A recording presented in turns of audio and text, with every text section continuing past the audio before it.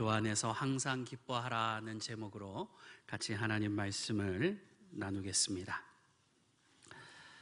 제가 오랜 세월을 살지는 못했습니다. 제가 이렇게 보니까 한 52년을 살았더라고요. 짧다면 짧다라고 말할 수 있고 길다면 길다라고 말할 수 있는 세월인 것 같습니다. 제가 많이 살진 못했지만 제가 이렇게 52년을 살면서 느낀 게 한 가지가 있습니다. 그게 뭐냐면 사람이 살면서 제일 중요한 게 학벌도 아니고 재산도 아니고 집안 배경도 아니고 살면서 제일 중요한 거는 마음이 평안한 거더라고요. 사람은 마음이 편안해야 됩니다. 직장도 그렇지 않습니까? 직장도 마음이 편해야 오래 다닐 수 있습니다. 마음이 불편하면요, 한 직장 오래 다니기 힘듭니다. 일이 힘든 것은 견딜 수가 있어요. 그런데 직장에서 사람들끼리 서로 싸우고 서로 음해하고 서로 막 미워하고 다투면 마음이 불편하면요, 그 직장을 오래 다니기가 너무 힘이 듭니다. 우리가 교회에 나오는 이유가 무엇입니까? 교회에 나오면 마음이 편안하기 때문이죠. 여러분, 교회에 나왔는데 마음이 불편하고 무언가 불안하면 그 교회를 두 번 다시 나갈 수 있겠습니까? 우리 교회에도 새신자가 이렇게 오잖아요. 새신자 교육을 할 때 제가 이렇게 가끔 물어요. 교회 나오니까 어떠세요? 그러면 제일 많이 나오는 대답이 교회 오니까 편안합니다. 그런 말씀을 하십니다. 저는 우리 철원 교회가 좋은 교회라고 생각합니다. 그 이유가 뭐냐면 우리 교회는 나오면 마음이 편안하거든요. 그게 제일 좋은 교회의 표지라는 겁니다. 저도 목사지만 마음이 괴로울 때가 왜 없겠습니까? 근데 저는 마음이 괴로울 때 하는 행동이 있습니다. 교회 낮에 예배당에 아무도 없잖아요. 그러면 낮에 예배당 문을 이렇게 열고 들어와서 조용하게 가만히 앉아서 십자가를 이렇게 가만히 바라봐요. 아무 말도 안 하고 아무 생각도 안 하고 십자가만 가만히 바라보고 있으면요, 그렇게 마음이 편안할 수가 없어요. 그러면 세상 근심 걱정이 그냥 그 순간만큼은 싹 사라지는 것을 경험합니다. 여러분, 십자가가 우리에게 주는 은혜가 무엇입니까? 마음의 평안 아닙니까? 역사상 가장 큰 제국을 이룬 나라가 영국입니다. 그리고 두 번째 가장 큰 제국을 이룬 나라가 몽골입니다. 이 몽골의 황제 가운데 원순제라는 사람이 있는데 이 사람이 토곤 테무르입니다. 이 사람은 어릴 적에 우리나라 대청도에 유배를 왔었습니다. 제가 한번 PPT 한번 보여주세요.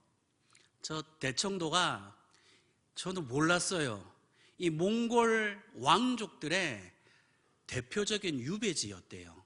그러니까 우리나라가 동쪽 맨 끝에 붙어 있으니까 아마 그 왕족들을 대청도로 유배를 많이 보냈나 봐요. 근데 저 원순제 토곤 테무르가 우리나라에서 대청도에서 유배를 하다가 13살에 몽골 제국의 황제가 됩니다. 가장 넓은 땅, 그 어마어마한 땅을 다스리는 황제가 된 거예요. 그런데 이 토곤 테무르는요, 기록에 의하면 그 황제 자리를 너무너무 싫어했대요. 왜냐하면 이 사람이 몽골 제국을 다스릴 때 그 왕실에서 황실에서 그 권력자들끼리 막 서로 암투를 하고 서로 죽고 죽이는 일들이 너무 많았어요. 그리고 백성들은 살기가 어려워서 굶어 죽는 사람들이 너무 많았고, 중국 각지에서 반란이 들불처럼 일어났습니다. 그러니까 이 토곤 테무르가 황제지만 그 자리가 지옥 같았대요. 너무너무 지긋지긋한 거예요. 그러니까 이 원순제가 황제 자리를 버리고 몽골로, 자기 고향으로 그냥 가버려요.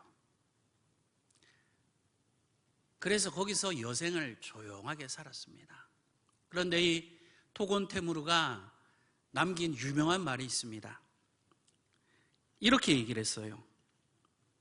천하를 잃고 나서야 내 마음이 고요해졌다. 얼마나 힘들었으면 이런 말을 했을까요? 이 사람이 하나님께서 주시는 평강을 알았더라면 얼마나 좋았을까? 제가 그런 생각을 했습니다. 여러분, 아무리 세상에서 가장 높은 자리, 이 몽골 황제의 자리에 올라간다 할지라도 여러분, 그 자리가 지옥 같으면 그게 무슨 의미가 있겠습니까? 저는 예수님 말씀이 참 살아보면 살아볼수록 우리 예수님 말씀이 참 맞는 것 같아요. 예수님께서도 제자들을 만나면 항상 묻는 인사가 뭐였는지 아시죠? 평안하냐? 네 마음이 평안하냐? 예수님은요, 사람이 살아가는데 가장 귀한 것은 마음의 평안이라고 하셨어요. 근데 그 말씀이 정말 맞는 것 같아요. 한 번은 산에 올라가서 집을 짓고 사는 분들, 요즘에 TV에 많이 나오지 않습니까? 나는 자연인이다, 뭐 그런 것도 있고, 그 비슷한 그런 프로그램들도 요즘에 많이 나오더라고요. 그런데 거기 나오는 분들, 그 한 분이 인터뷰를 했는데, 뭐 거기 나오는 분들 다 비슷비슷해요. 그 PD가 이제 물어요. 아니, 저 도시의 그 편안하고 안락한 삶을 버리고 왜 이 산속에 올라와서 아무것도 없고 캄캄하고 불편한 이 산에서 왜 사시냐고. 그러니까 그 사람들이 한결같이 뭐라고 하냐면 마음이 편안해서요. 저는 그 얘기를 듣고 은혜를 받았어요. 예수님 말씀이 진짜 맞는 말씀이구나. 오늘 본문 빌립보서 4장 7절에서는 그리하면 모든 지각에 뛰어난 하나님의 평강이 그리스도 예수 안에서 너희 마음과 생각을 지키시리라. 하나님의 평강이 너희의 마음을 지키신대요. 이 지키시리라라는 단어는 헬라어로 프루레세이라는 단어를 쓰고 있습니다. 저 단어가 어떤 뜻을 가지고 있냐면 손을 잡은 상태로 지켜주다. 여러분, 너무 단어의 뜻이 너무 좋죠. 내가 너 지켜줄게 말로만 하시는 게 아니에요. 지켜준다고 그냥 말만 하고 다른 곳에 가 계시는 게 아니라는 거예요. 내 손을 잡은 상태에서 내가 네 손을 잡고 네 옆에서 내가 너를 지켜줄게. 여러분, 하나님께서 지금 내 손을 잡고 계신다고 생각해 보세요. 얼마나 마음이 든든합니까? 얼마나 마음이 편안해요. 이것만큼 좋은 복이 어디 있습니까? 이것만큼 놀라운 은혜가 어디 있겠습니까? 그렇다면 어떻게 해야 하나님의 프루레세이, 하나님의 보호하심의 은혜를 경험할 수 있을까요? 그 방법은 바로 주 안에서 항상 기뻐하는 것입니다. 오늘 본문 빌립보서 4장 4절입니다. 주 안에서 항상 기뻐하라. 내가 다시 말하노니 기뻐하라. 하나님의 평강이 너희의 마음을 지키시는 방법이 뭐라고요? 예수 안에서 항상 기뻐하라는 거예요. 예수 안에서 항상 기뻐하라는 뜻은 예수님 안에서 기쁨을 발견하라는 말씀입니다. 마태복음 3장에 나오는 기록입니다. 예수님께서 세례 요한에게 이제 세례를 받으시러 요단강으로 가셨어요. 세례 요한이 깜짝 놀라는 거죠. 아이고, 예수님, 이거 안 됩니다. 내가 주님께 세례를 받아야지. 왜 예수님께서 내게 세례를 받으러 오십니까? 이거는 앞뒤가 안 맞아요. 예수님께서 대답하셨어요. 괜찮다. 괜찮아. 이렇게 해야 하나님의 의를 이루는 것이다. 세례 요한이 한사코 거절해도 예수님은 그렇게 하셔야 된다라는 거예요. 세례 요한이 어쩔 수 없이 예수님께 세례를 드렸습니다. 예수님께서 세례를 받으시고 물에서 올라오시는데 그 순간 세례 요한의 그 영안이 뜨이면서 놀라운 광경을 목격하게 됩니다. 하늘이 열리면서 비둘기 같은 성령께서 예수님의 머리 위로 내려오시는 거예요. 그리고 하나님의 음성이 들렸습니다. 마태복음 3장 17절입니다. 이는 내 사랑하는 아들이요 내 기뻐하는 자라. 예수는 내가 사랑하는 아들이다. 예수는 내가 기뻐하는 자다. 여러분, 하나님께서도요 예수님을 기뻐하셨습니다. 하나님도요 예수님 안에서 기쁨을 발견하셨습니다. 그런데 사람이 뭐라고 예수 밖에서 기쁨을 발견할 수 있겠어요? 왜 불신자들이 하나님의 평강을 경험하지 못하는 줄 아십니까? 왜 그들이 하나님의 프로레세이의 은혜를 경험하지 못하는지 아세요? 예수 밖에서 기쁨을 발견하기 때문이에요. 예수 밖에서 행복을 자꾸 찾으려고 하기 때문이에요. 그러니까 하나님의 평강이 없어요. 하나님의 프로레세이, 하나님의 지키심의 은혜가 없는 거예요. 예전에 제가 심리학 책을 읽었는데 거기서 그 심리학 교수가 그런 얘기를 하더라고요. 사람이 건강하게 살려면 취미가 있어야 한답니다. 근데 제가 책을 읽었는데 상당히 설득력이 있어요. 그래서 저도 이제 결혼하기 전 일이지요. 취미를 하나 가져야겠다. 그래서 내가 한번 조깅을 해볼까, 달리기를 한번 해볼까. 그래서 서점에 가서 달리기와 관련된 책을 샀어요. 그래서 그거를 처음부터 끝까지 다 읽고 나가서 달렸어요. 2번인가 달려고 그냥 관뒀어요. 너무 힘이 들더라고요. 이게 무릎도 아프고 나랑 안 맞아요. 그래서 다음에는 그럼 헬스에 내가 취미를 붙여봐야겠다. 몸짱이 한번 돼봐야지. 헬스클럽에 갔더니 3달을 등록하면 또 1달이 무료더라고요. 그래서 3달을 등록을 하고 3일 나가고 안 나갔습니다. 재미가 없더라고요. 나랑 안 맞아요. 내가 취미를 하나 갖긴 가져야겠는데. 그래서 그 교회 그 옆에 조금만 나가면 저수지가 하나 있었거든요. 그래서 내가 한번 낚시의 취미를 한번 내가 가져봐야겠다. 그래서 그 낚싯대를 사려고 하는데 너무 비싼 거예요. 그래서 대나무 낚싯대가 싼 게 있더라고요. 그래서 내가 이 대나무 낚싯대를 가지고 저수지를 갔어요. 그래서 저수지에 낚시를 던졌는데 1시간이 지나도 붕어 새끼 하나 이게 안 잡히는 거예요. 내가 그래서 창고에 그냥 갖다 집어다 그냥 던져뒀어요. 나랑 이것도 안 맞네. 취미를 하나 만들어 보려고 해도 저랑 맞는 게 하나도 없는 거예요. 제가 그때 하나 깨달은 게 있습니다.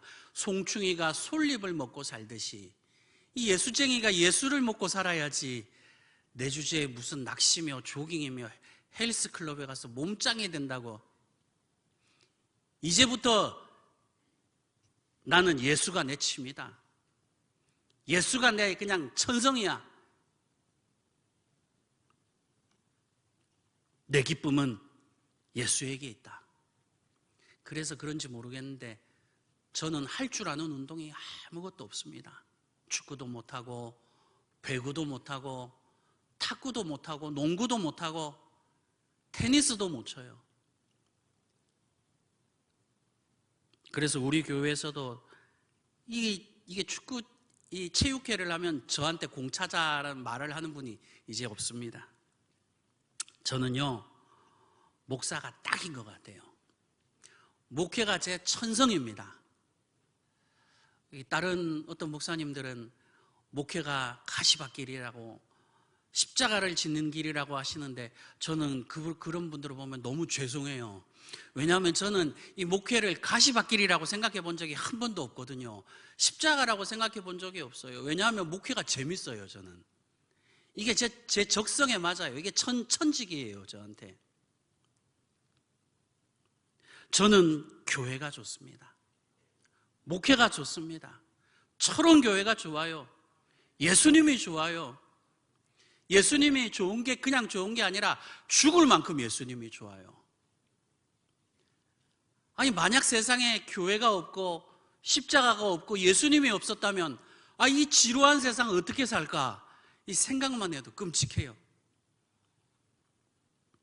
어떤 분은 술 먹는 재미로 산다는 분이 있는데, 여러분, 우리는 예수 믿는 재미로 사는 거 아닙니까? 불신자들은 세상에서 기쁨을 찾습니다. 친구에게서 기쁨을 찾지요. 그런데 여러분, 세상에 나가보니까 평강이 있던가요? 사람을 만나보니까 거기에 평강이 있습니까? 없더라고요. 없습니다. 없어요. 여러분, 참된 평강은 예수 안에 있는 거예요. 여러분은 예수님 안에서 평강을 찾는 성도가 되시기를 축원합니다. 예수님 안에서 기쁨을 찾는 성도가 되시기를 축원합니다. 예수님 안에서 삶의 진리를 찾는 성도가 되시기를 주님의 이름으로 간절히 축원합니다. 주 안에서 항상 기뻐하라. 내가 다시 말하노니 기뻐하라. 얼마나 놀라운 말씀입니까?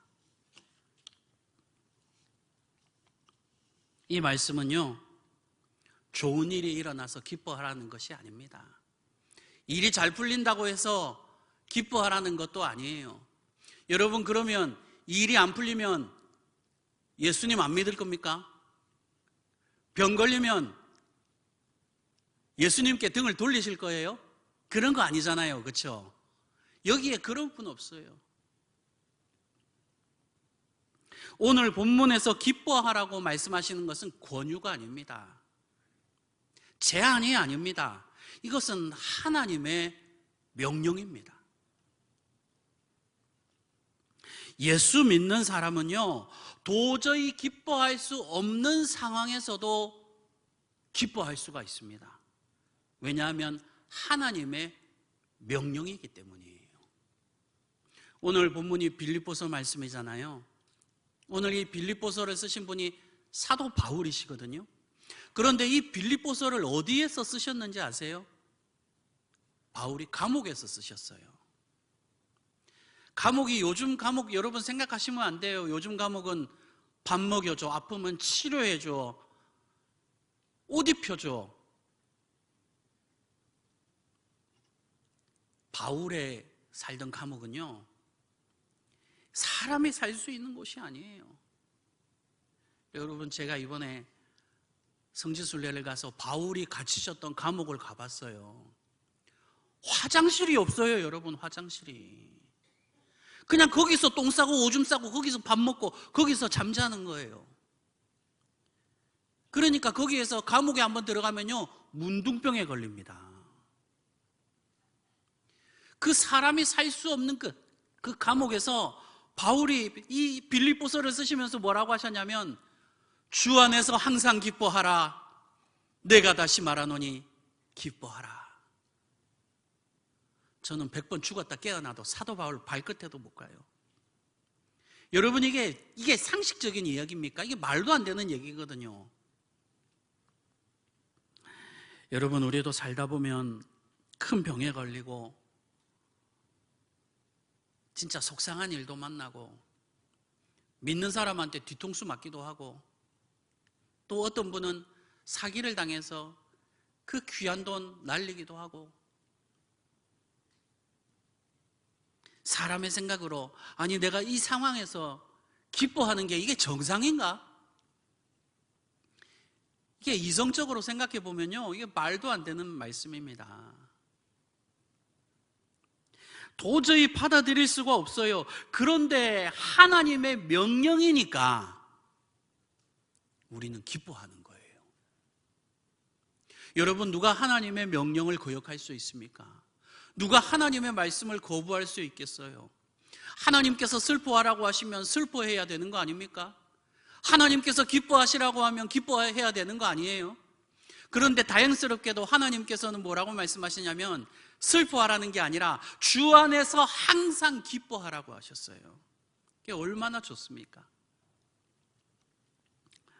얼마 전에 제가 병원 신방을 갔습니다. 연로하신 권사님이세요.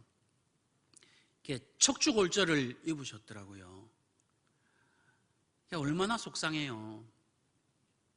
병원에 가보니까 앉지도 못하고 서 있지도 못하고 병원 침대에 그냥 가만히 누워 계신 거예요.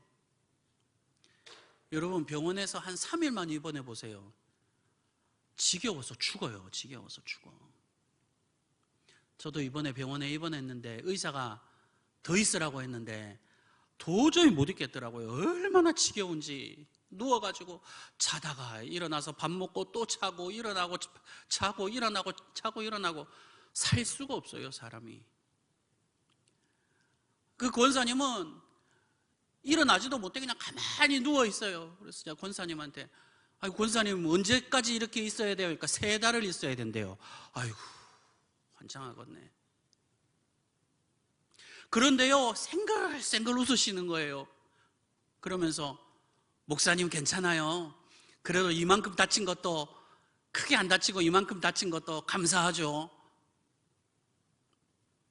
같이 예배를 드렸어요. 같이 찬송 부르고 말씀 읽고 기도하고 그러는데 막 얼굴이 생글생글 웃으시는 거예요. 제가 병원 신방을 병원에서 나오면서 제가 이런 생각을 했어요. 내가 오늘부터 저 권사님을 존경해야겠다는 거였어요. 저는 그렇게 못할 것 같더라고요. 얼굴이 생글생글. 여러분, 척추가 골절이 돼서 3개월을 누워 있어야 되는데 이게 웃을 일입니까? 이게 감사할 일이냐고요. 그런데 그분은요, 그냥 얼굴이 막 생글생글해요. 주 안에서 항상 기뻐하라. 내가 다시 말하노니 기뻐하라. 그 말씀이 생각이 나더라고요. 오늘 본문의 말씀이요. 오늘 빌립보서 4장 6절 말씀 다시 한번 보겠습니다. 아무것도 염려하지 말고. 여러분, 아무것도 염려하지 말라고 하셨습니다. 그런데요, 하나님 잘 믿는다고 해서, 예수님 잘 믿는다고 해서 염려하지 않고 살 수 있습니까? 불가능해요. 아닙니다. 절대 불가능해요. 저도 진짜 걱정하지 않고 살고 싶어요. 저도 오늘 말씀처럼요, 염려 안 하고 살았으면 좋겠어요. 그런데요, 미국 대통령 트럼프가 돼도요, 걱정이 있어요. 우리나라 삼성 회장 이재용 씨죠. 여러분, 이재용 씨라고 걱정이 없겠어요? 제가 볼 때 미국 대통령 이 재벌 회장들이 제가 볼 때는 더 걱정이 많을 것 같아요. 여러분이 오늘 하나님 말씀처럼 염려하지 않고 산다는 것은요, 불가능해요. 그런 사람은 없습니다. 그런데 왜 하나님께서 이렇게 불가능한 말씀, 아무것도 염려하지 마라, 왜 그러셨을까요?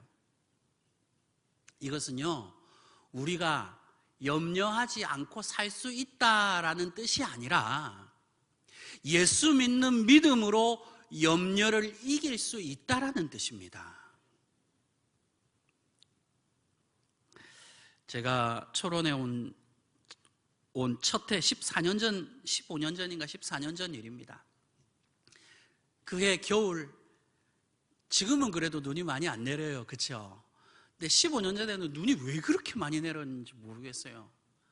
하여간 겨울에 눈이 매일 오는 거예요. 그날 새벽에도 눈이 많이 왔어요. 제가 그날 새벽 설교 차례였거든요. 그래가지고 그 밑에 꽁꽁 얼어가지고 막 반질반질한데 설교하러 가야 된다는 이 급한 마음에 빨리 걷다가 그냥 휙 넘어졌는데, 진짜 여러분이 제가 이렇게 붕 떴는데 제 가슴 높이만큼 붕 떴어요. 그런데 붕 뜨는데 얼마나 이게 크게 넘어지는지 제 호주머니에 열쇠가 있었는데 열쇠가 휙 날아가는 게 보이더라고요. 그 짧은 순간에도. 그래서 그냥 쿵 떨어졌는데, 야, 정말 못 일어나겠더라고요. 이거 뭔가 이거 크게 문제가 생겼다. 옆에 그때 한 아주머니가 지나가시다가 오시더니, 괜찮으시냐고 그래서 내가 그랬어요. 괜찮아요. 그래서 근데 어떻게 해요? 지금 우리 설교를 하러 가야 되는데, 새벽 설교를 하러 가야 되는데, 그래서 한 1, 2분 정도 누워 있다가 이게 살짝 일어나니까 일어나겠더라고요. 겨우 일어나서 설교를 하러 갔습니다. 그래서 그때 그 첫 해에 제가 아이젠이라고 그 안 미끄러지는 신발을 산 적이 있어요. 그것 때문에. 목사님, 저는요 태어나서요 한 번도 넘어진 적이 없습니다. 여러분, 그런 분 계세요? 없지요.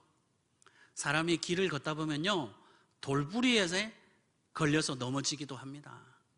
그리고 저처럼 빙판길에 미끄러져 넘어지기도 하지요. 사람이 길을 걷는데 안 넘어질 수는 없어요. 언젠가는 반드시 넘어집니다.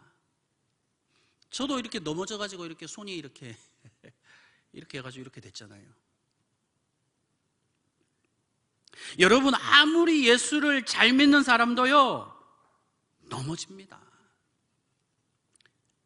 그런데 넘어지는 게 무서워서 나는 집에서 안 나갈 거라고, 방에서 안 나갈 거라고, 여러분 그렇게 살 수 있습니까? 답답해서 어떻게 살아요? 나가서 바람도 쐬고 단풍 구경도 하고, 나가서 밥도 사 먹고 나가서 교회도 가야 될 거 아닙니까? 어떻게 집안에 넘어지는 게 무섭다고 방 안에 가만히 있습니까? 그렇게 살 수는 없거든요. 그러니까 넘어질 것을 염려하지 말고 차라리 하나님 앞에 기도하라는 거예요. 오늘 본문 빌립보서 4장 6절 말씀 다시 한번 보겠습니다. 아무것도 염려하지 말고 다만 모든 일에 기도와 간구로 너희 구할 것을 감사함으로 하나님께 아뢰라. 방 안에 앉아서 가만히 누워가지고 걱정할 바에는 차라리 하나님 앞에 기도하고 밖으로 나가라는 거예요.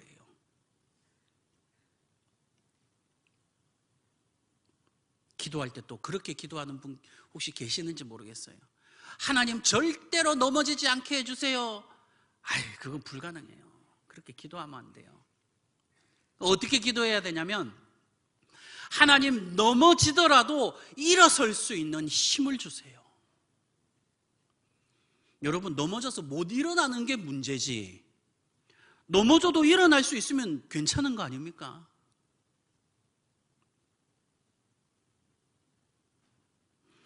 여러분, 넘어졌다고, 실패했다고 기죽을 필요 없어요. 예수님 손잡고 다시 일어나면 되잖아요. 예수님 바짓가랭이라도 붙잡고 일어나면 돼요. 예수님 옷자락을 붙잡고 일어나면 된다니까요.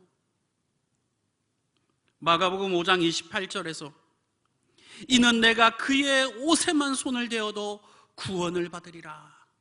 내가 예수님의 옷에 손만 대어도 우리는 구원받을 수 있습니다. 다시 일어날 수 있어요.